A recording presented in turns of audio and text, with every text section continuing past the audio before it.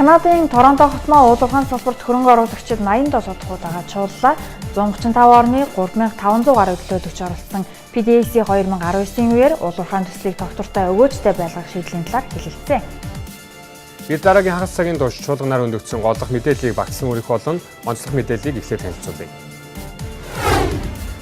Дэлхийд даяар УУЛ УУРХАЙН салбарт хийх хөрөнгө оруулалтын хэмжээ өсөлт нь саарч байгааг S&P агентлаг тооцоолсон байгаа. Хэдийгээр тийм боловч Монгол улс алт зэс нүүрснээс гадна үнцэн нь өсөж байгаа ховор элементийн борлуулалтаас 1-2 тэрбум долларын орлого олох боломжтой гэж тооцож байгаагаа PDAC 2019 чуулганы үеэр танилцууллаа. Дөхөйдийн зах зээлийн харуулт суурь металлуудын ханш буурч байхад нөгөө талд литий, кобальтын ханш 8 жилийн дотор 3 дахин өссөн байна. Загшид хэрэглээ нь улам нэмэгдэх төлөвтэй байгаа цахилгаан автомашины цэник хураагаарт ашигладаг эдгээр металлыг хөрөнгө оруулагчид онилж байна. Аюулгүй хөрөнгө оруулалтын хэсэл тооцогддог алтны салбарт томоохон хилцлүүд хийгдэж байна. Салбартаа тэргүүлэгч Newmont Mining 10 тэрбум доллараар Gold Corp-ийг худалдан авахар төлөвлөж байгаагаа зарлалаа. За эдгээр мэдээллийг бид тусгай хөтөлбөрийн туршид үзэгч та бүхэнд хүргэх болно. За Торонтод болсон PDAC 2019 чуулганы үеэр Монголын засгийн газар УУЛ УУРХАЙН салбарт баримталж байгаа бодлогоо бас танилцуулсан байгаа. Тэгэхээр Дашка хөрөнгө оруулагчид үүнийг хэрхэн яаж хүлээж авч байна? Монголд ямар шинэ боломж харагдаж байгаа вэ? Чуулганд оролцсон Монгол улсын УУЛ УУРХАЙН хүнд үйлдвэрийн сайд Шумья азраар ахлуулсан баг болон Монгол улсад үйл ажиллагаа явуулдаг компаниудын гол зорилго нь шинэ төсөлд хөрөнгө оруулалт татах, Монголын зах зээлд төрүүлж нэвтэрсэн компаниудад нэгдсэн боломжийг шинэ тоглогчдод танилцуулах байлаа. Үүнтэй холбоотойгоор оюу толгой, Eden Resource Development, Stepgold зэрэг компанийн туршлагыг гадны шинжээч хөрөнгө оруулалтын мэргэжлүүдтэй хуваалцсан юм а. Цаашдаа олборлолтын салбарыг төрөлжүүлэхийн тулд нүүрс, зэс, алтнаас гадна ховор элементийн борлуулалтыг 1 тэрбум $долларт хүргэх төлөвлөгөөтэй байгаа. Энэ чиглэлд хамтран ажиллахад нээлттэй гэдгийг онцолсон байгаа. Гэхдээ яг ямар хэлбэрээр хамтрах талаар төдийлөн нарийн мэдээллийг хуваалцсангүй. Мөн Эрдэнэс 5 толгойн IPO-д хөрөнгө оруулагчдын анхаарлыг хандуулах иргэншил өндөр ажиглагдсан байгаа. Ирэх 4 жилд гарцыг 2 дахин өсгөхөөр төлөвлөсөн. Арга хэмжээнд оролцсон гадны төлөөлөгчдийн саналыг сонсоход Монголд өндөр боломж байгаа гэдэгтээ санал нэгтэй байсан. Түүнчлэн харьцангуй улс төрийн орчин тогтворсон гэх ойлголт давмгаалж байлаа. Нүүрсийн салбарт газар зүйн байршил давуу тал гэхдээ ханш унсан нөхцөлд ч ашиг олж болох үс тээврийн өртөг зарлаа бууруулах хэрэгтэй гэж үзэж байгаа юм а. Мөн экспортын орлогыг бүрдүүлэгч түүхийн эдийг төрөлжүүлэх шаардлагатай гэж үзсэн. Гэхдээ төрөлжилтийн тухайд цэник хураагаарт ашигладаг металлын хайгуул бусад хөгжингүй орнуудад эрчимжиж байгаа. Тийм ч учраас ховор металлын хайгуулыг яаралтай эрчимжүүлэхгүй бол зах зээлийн таатай боломжийг алдаж магадгүй гэдгийг шинжээч нар сануулж байлаа. За тэгэхээр ямар ч гэсэн засгийн газар бол бодлогоо танилцуулж байна. За хөрөнгө оруулагчдын хувьд бас ямар хөө байр суурь илэрхийлж байгааг нэстэгт хүргээ. Тэгэхээр Торонтогийн хөрөнгөний биржид бүртгэлтэй 10-аад компаниас Монголд УУЛ УУРХАЙН төслүүдэд хэрэгжүүлж байгаа юм байна. Монголд хөрөнгө оруулахад ирээдүйтэй гэдэгт хэн ч эргэлзэхгүй. Стратегийн чухал байршилтай улс. Олон 10 жилийн өмнөөс л компаниуд олноороо Монголын зэс, алт, нүүрсний салбарт хөрөнгө оруулж ирсэн. Гэхдээ тэдний олонх нь хөрөнгө оруулалтаа татсан. Үүнд нөлөөлсөн гол шалтгаануудын нэг нь роялти өндөр байгаа гэх гэж би бодож байна. Ялангуяа зэсийн хувьд нэлээд өндөр байна. Бид энэ асуудлын шийдлийг олоход анхаарна. Роялтиг олон улсад өрсөлдөхүйц төвшөнд аваачих нь олон хөрөнгө оруулагчийг эргүүлэн татахад түлхэц болно гэж бодож байна. Бас зах зээлээ буцаад нээлттэй болгож, жижиг компаниудыг үйл ажиллагаагаа явуулж, идэвхтэй өрөмдлөх хийхтэнд дэмжих хэрэгтэй. Учир нь хайгуулын үйл явцыг харуул идэвх харьцангуй суларсан. Одоо Монгол улс тогтвортой засаглалтай байгаа. Сонгуульд тойрсон ажлууд дуусчихсан. Алт 2 хөтөлбөрөөр дамжуулан УУЛ УУРХАЙН салбарт боддоор хөрөнгө оруулж байна. Оюу толгойн гүйцэтгэлч сайн байгаа. Энэ бүхэн Монголын УУЛ УУРХАЙН салбарын нөхцөл байдлыг хэдэн жилийн өмнө байснаас хавьгүй дээр түвшинд хүргэж байна. Одоогийн байдлаар алтны ханш унц тутамдаа $1300 шүргэж байна. Та энэ үнэлгээг тогтвортой байна гэж харж байгаа юу? Ерөнхий эрэлт нийлүүлэлтийн орчны хувьд алтны бизнест хөрөнгө оруулах хүмүүсийн сонирхол нэмэгдэж. Хөрөнгө оруулагчид алтыг геополитикийн эрсдэл багтаа нөөц гэж үзэх болоод байна. Алтны ханшийн өсөлт ойрын хэдэн жилдээ эрэг байх төлөв харагдаж байна. Ирээдүйн санхүүжилтийн хувьд алт олборлох төслийн санхүүжилтийн хөрөнгийг олон их сурвалжаас татах хэрэгтэй байгаа. Уурхайд шаардлагатай капиталыг хангахын тулд олон улсын санхүүгийн байгууллага болон хөгжлийн банкуудыг анхаарах хэрэгтэй. Учир нь Монголын хэд хэдэн гол уул уурхайн төслийн нийт хөрөнгө оруулалтын багагүй хэсгийг татсан байгаа. Тэгэхээр энэ бол нэг их үүсвэр.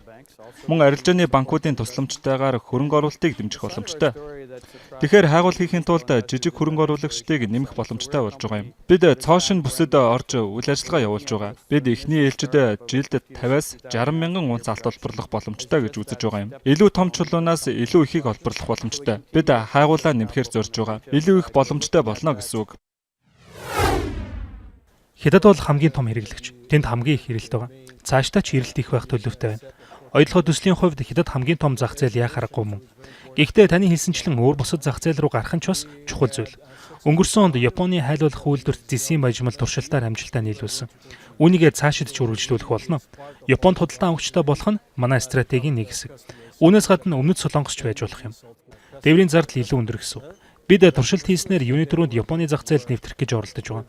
Харин дараа нь Монголын засгийн газартай хамтарч цаашид илүү бага зардлаар экспорт хийх ямар боломж байгаа вэ гэдгийг ирж хайх болно.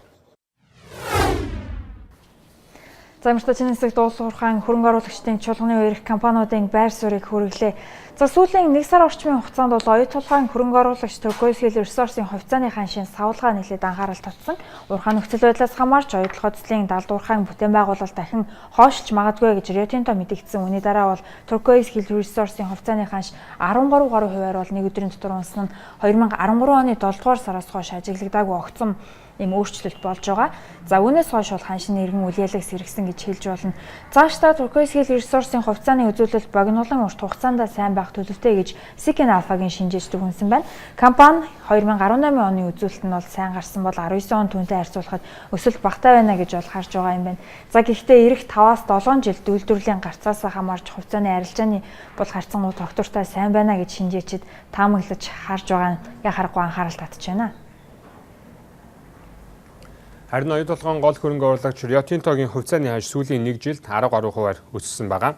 2018 онд компани цэвэр ашиг 56% өсөж 13.6 тэрбум доллар болсон. Түүнчлэн хувьцаа эзэмшигчдэд 13.5 тэрбум долларыг хуваарлахаар шийдвэрлсэний дараа хувьцааны ханш нь 5 гаруй хувиар өссөн үзүүлэлттэй байна.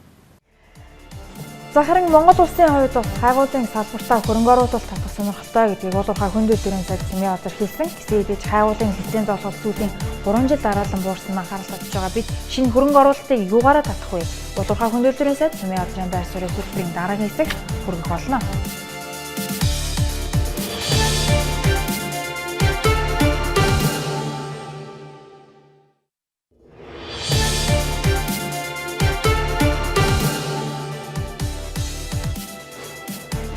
Хөтөлбөртэй иргэн тавтай морилно. За Торонтод болсон уул уурхайн салбарт хөрөнгө оруулагчдын чуулганд Монголын талаас уул уурхай хүнд үйлдвэрийн сайдын ахалсан баг бол оролцсон байгаа. За энэ үеэр салбарын сайд Монгол улс ураан газрын ховор элементийн хайгуулаа идэвхжүүлэх сонирхолтой байгааг бол хэлсэн. Энэ болон хайгуулын салбарын бодлого зэрэг сэдвээр түүнтэй хийсэн ярилцлагыг хүлээн авч үзнэ. Бид нэр эх орноос 10,000 гаруй километрийн 10,030 км-ийн алсад ирээд байна. Энэ удаад Монголын засгийн газрын таны ахалж байгаа багийн яг PDAC-д орцож байгаа гол зорилго юу вэ? Ямар яриануудыг ийм? За ер нь жил болгон уламжлал болгон 3 сар ихээр одоо шинэ дэлхийн уул уурхайн форум бол Канадын Торонто хотноо зохион байгуулагддаг PDAC. Тэгээ энэ уул уурхайн форум бол ер нь дэлхийн уул уурхайн одоо тоног төхөөрөмж, дэлхийн уул уурхайн одоо томоохон ордууд, шинэ ордуудыг одоо хөрөнгө оруулагчдад бас мессеж өгөх юм одоо гол одоо том одоо тийм форум. Тэгээ энэ форум дээр өнөөдөр Монгол улсын засгийн газрын зүгээс Монгол улсын зүгээс ер нь уул уурхайн компаниудаа бас сурталчлах, улсаа сурталчлах, ер нь уул уурхайн салбарт Монгол улсын барьж байгаа бодлого. За Монгол улсын одоо засгийн газрын одоо барьж байгаа тэр эрх зүйн одоо зохицуулалт болон бусад одоо мэдээллийг бид дэлхийн нийтэд бол одоо бас түгэж байгаа гэдгээр бас онцлогтой. Хоёрдугаар тэгвэл мэдээж Монгол улс бол одоо уул уурхайдаа суурилсан эдийн засаг явж байгаа юм улс их орн. Ер нь ойрын одоо 20-30 жилдээ мэдээж уул уурхай бол голсон одоо байр суурийтайгаар эдийн засаг цаашдаа явна. Тэгэхээр манай эдийн засгийн суур болсон уул уурхай салбар өөрөө одоо хариуцлагатай, өөрөө одоо зэгцтэй, өөрөө бас сахилга баттай. Тэгээ хууль зүйн хүрээнд одоо тийм зэгцтэй явдаг ийм одоо салбар байх ёстой гэж одоо сайдын бодож байгаа. Тэгээ энэ одоо гол мессеж бол олон улсын хөрөнгө оруулагч нар дэлхийн одоо хөрөнгө оруулалтын банкуд, хөрөнгө оруулалтын сангууд, за мөн одоо уулуурхайн компани одоо нөхдүүдэд бол бас бид нэр гол мессежийг би одоо өгч чадсан гэж бодож байгаа.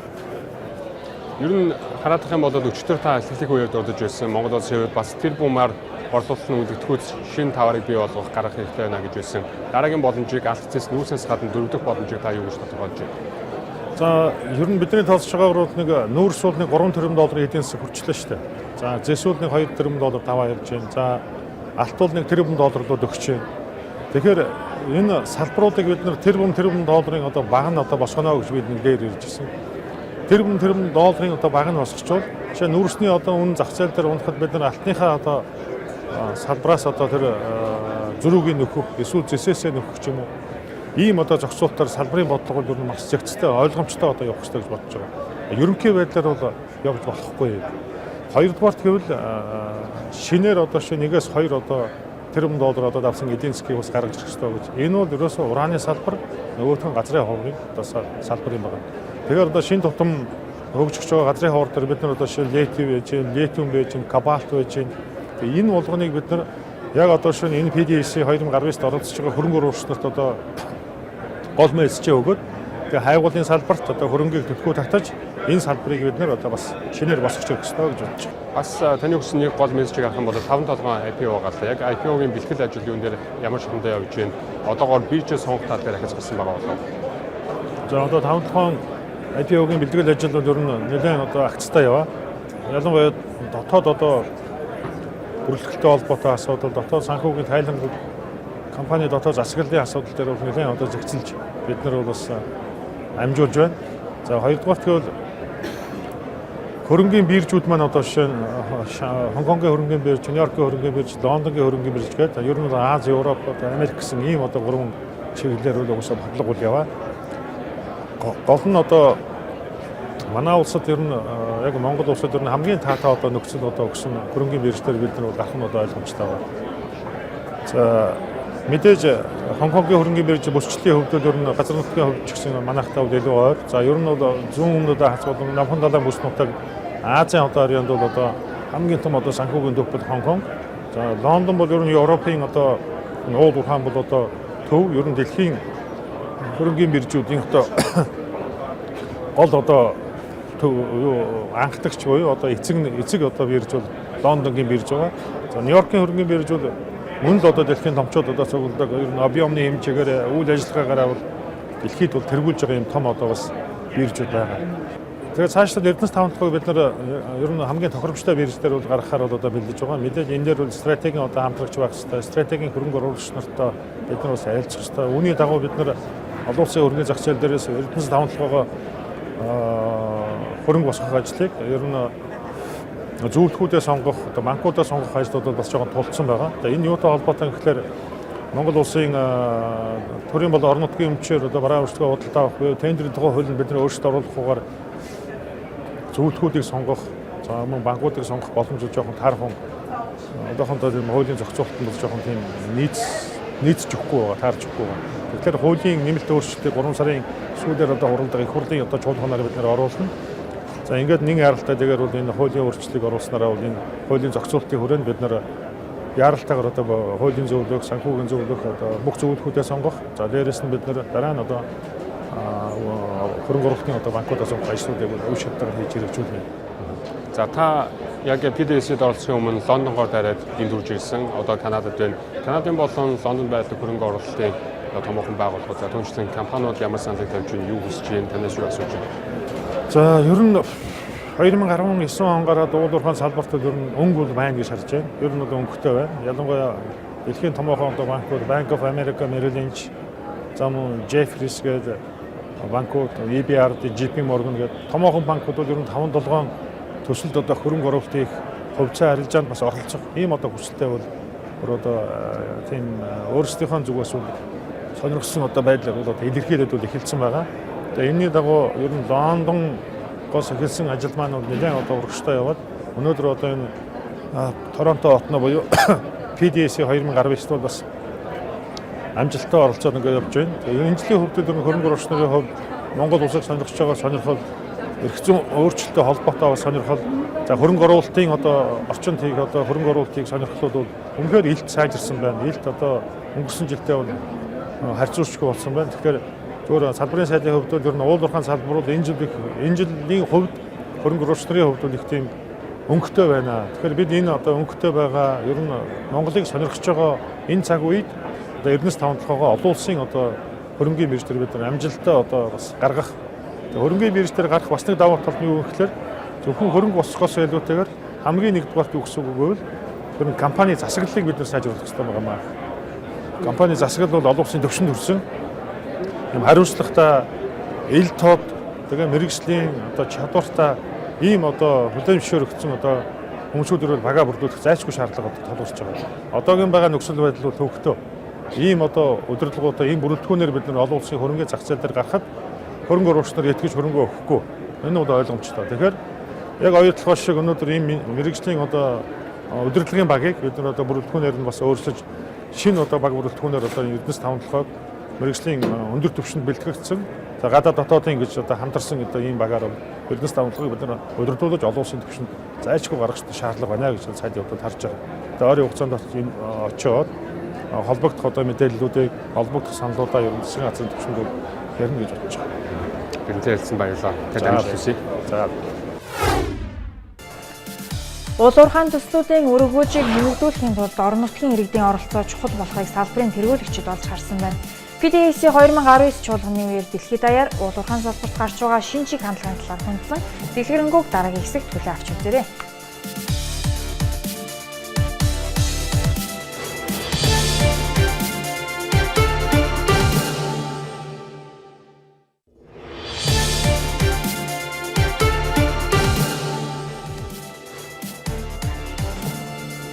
За товарын зах зээлийн мэдээлэлээр хөтөлбөр үргэлжилж байна. Тэгэхээр цахилгаан автомашины эрэлт нэмэгдэх төлөвтэй байгаагаас бас хамаарч цэник хураагуурт ашигладаг гол металлуудын эрэлт өсөж байгаа. Тухайлх юм бол кобальтын ханш 2011 оноос 2018 оны 5 дугаар сар хүртэл 300 гаруй хувиар өссөн гэдгийг PDAC болон S&P Global Market Intelligence-ийн хамтран гаргасан тайланд өртсөн байдаг. Тэгэхээр 2018 оны 2 дугаар хагасд ханш эргээд буурсан ч гэсэн 11 оны 1 дугаар сарын түвшинтэй харьцуулахад 200 хувиар бас дээгүүр тооцогдож байгаа. За литийн ханш бол 2011-ээс 18 онд 170 орчим хувиар өссөн байдаг. За 18 онд литийн хайгуулын төсөв 58% буюу за хамгийн өндөр хувиар өссөн өрсөлдөөн ширүүн байгааг бас илтгэн харуулж байгаа. Өнөөс гадна үнэт металл алтны хайгуулын хөрөнгө оруулалт нэмэгдэж байгааг PDAC-ийн 2019 оны төлөв тайланд онцолсон байна. 2008 онд дэлхийн хэмжээнд алтны хайгуулын зардал эрдэсийн салбарын нийт зардлын 35 гаруй хувийг эзэлж байсан бол 18 онд 50 гаруй хувь болж өссөн. За геополитикийн эрсдлээс болж аюулгүй хөрөнгө оруулалтын хэрэгсэл алт руу яхахгүй хөрөнгө оруулагчид хушуурах болсон. Төв банкуудын алт худалдаа авалтч нэмэгдэж байгаа энэ үед алтны нийлүүлэлт хумигдах төлөвтэй байгаа. Тийм ч учраас компаниуд алтны шинэ нөөц илрүүлэхээр зорж байна гэдгийг бол PDAC-ийн үеэр онцолсон байна. Тэгэхээр өнөөс гадна ер нь үнэт металлын хайгуулын чиглэлд бас ямархуу өөрчлөлт хөдөлгөөн харагдаж байгаа бол Торонтогт болсон уул уурхайн салбарт хөрөнгө оруулагчдын чуулганаар энэ талаар юуг онцолж хөндөж байгаа юм бэ? Башка. PDAC-ийн үеэр S&P Global Markets Intelligence болон Global Business Research байгууллагын тайланд дурдсанаар өнгөт металлын хагуултай холбоотой сөрөг өөрчлөлт байгааг онцолж байлаа. 2019 онд өнгөт металлын хагуул чиглэсэн хөрөнгө оруулалт 3 дахь жилдээ дараалан өсөх боловч өсөлтийн хувь буурах төлөвтэй байгаа гэдгийг онцолж байсан. Түүнчлэн эслээс хит болгоомжлох хандлага давмгаалах болсноор анхан шатны хагуул биш олборлолтын өмнөх шатны хагуул ажлуудад голлон хөрөнгө оруулах болжээ. Зис палладид зэрэг металлын хомсдол үүсэж байгаа учраас шинэ нөөц илрүүлэх шаардлага гарч байгаа. Гэхдээ анхан шатны хагуул хангалттай хөрөнгө оруулахгүй байгаа нь гол эрсдэл болж байна. Үүний баталгаа нь компаниудын нийт орлогодох хагуул төсвөлсөн хөрөнгийн эзлийн хувь түүхэн доод түвшинд ойрхон ирээд байгаа. 2018 онд дэлхийн хэмжээнд хагуулын төсөв 10.1 тэрбум орчим $. Болсон. Үүний 50% нь алт, 22% зис, 7% цайр тугуулгын ордод зарцуулсан байна.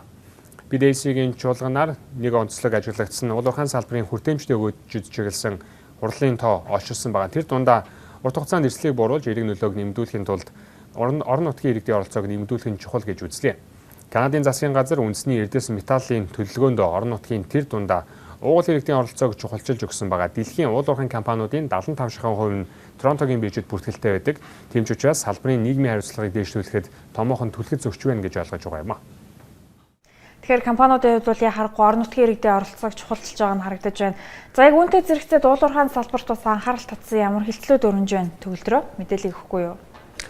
За тэгэхээр алт холбортоор дэлхийн тэргүүлэгч Newmont Mining компани салбарын 2 дахь том тоглогч Barrick Gold-ыг 17.8 тэрбум $10-оос худалдан авахаас татгалцсан байгаа. За учир нь Newmont компани худалдан авахар төлөвлөж байгаа Gold Corp-ыг бол 10 тэрбум $10 хилцлээ өргөжлүүлэн хийж худалдан авахар төлөвлөсөн гэдгээ мэдээлсэн юм. За Barrick Gold хамтарсан компани байгуулж харин Невадагийн үйл ажиллагаагаа нэгтгэж болно гэсэн хариуг бас Newmont-ийн зүгээс өгсөн байгаа. За алтны салбарт дэлхийд тэргүүлэгч 2 компанийн хооронд үүсэт байгаа энэ байдал бол тэдний айл айлд нь хувьцаа эзэмшдэг том хөрөнгө оруулагчдын ашиг сонирхолтой холбоотой гэж шинжээчид бол тайлбарлаж байгаа юм. За Barrick Gold-ийн хувьцааны 55%-ийг эзэмшдэг 20 том хөрөнгө оруулагч нь Newmont-ийн 91%-ийг нь эзэмшиж байдаг юм а.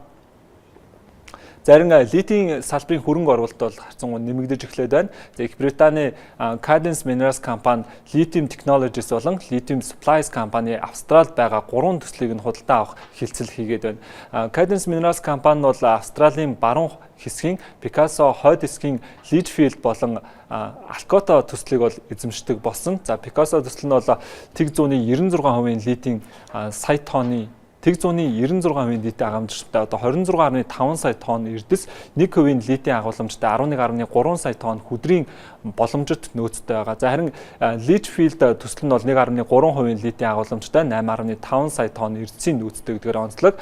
Cadence Minerals компани бол Австралийн хайгуулын ажлыг ойрын хугацаанд эхэлж за Picasso төслийнхөө бүтээн байгуулалтын ажлыг эхлэхээр төлөвлөж байгаа гэдгээ мэдээлсэн юм а.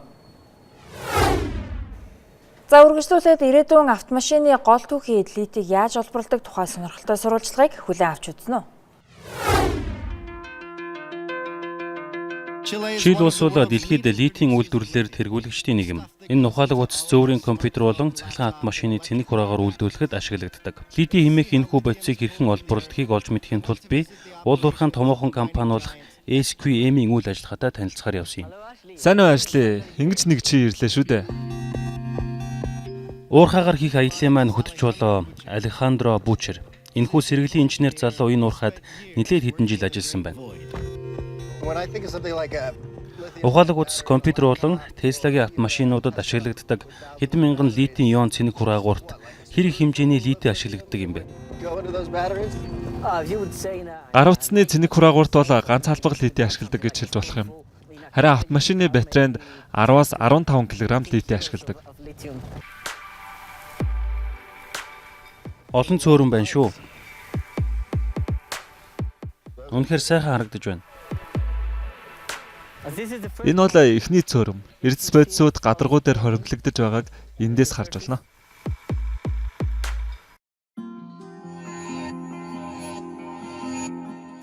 Энэ цөөрмөөс бид литийн давсны уусмал гэж юу байдгийг жинхэнэ утгаар нь мэдэрч болно. Том хэмжээтэй цөөрмүүдээс бид дээж авч чаддаггүй. Тиймээс бид энэ жижиг цөөрмийг байгуулсан юм. Энэ нь яг юу юм бэ? Энэ бол магний хлорид.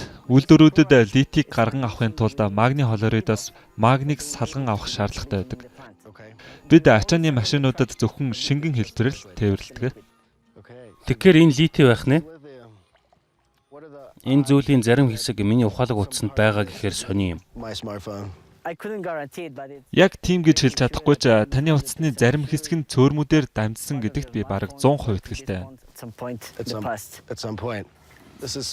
Энэ бол ухаалаг утасны шүүс.